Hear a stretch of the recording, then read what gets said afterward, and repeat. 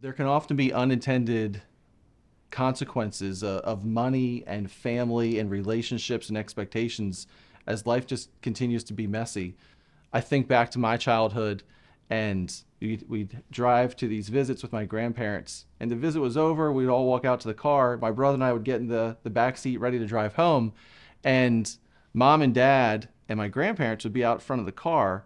And a couple years later, I realized, oh, they're evening up for the long distance phone bill, um, which is just kind of comical these days to even think about a paper bill, printing it off, and having like, this is what you owe me for last month's or last quarter's long distance phone bills.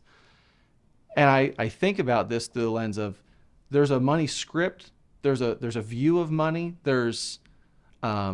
money plays an expectation in so much of relationships, interactions, worldview, and say, how do we move in these areas of unhealth towards health?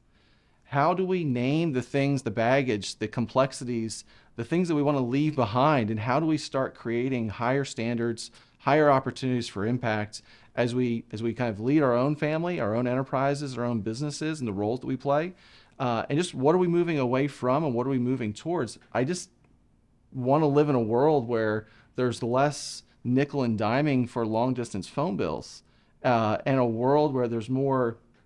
I'll call it grace. I'll call it opportunity. I'll call it freedom, particularly within the realm of finances and how we view money.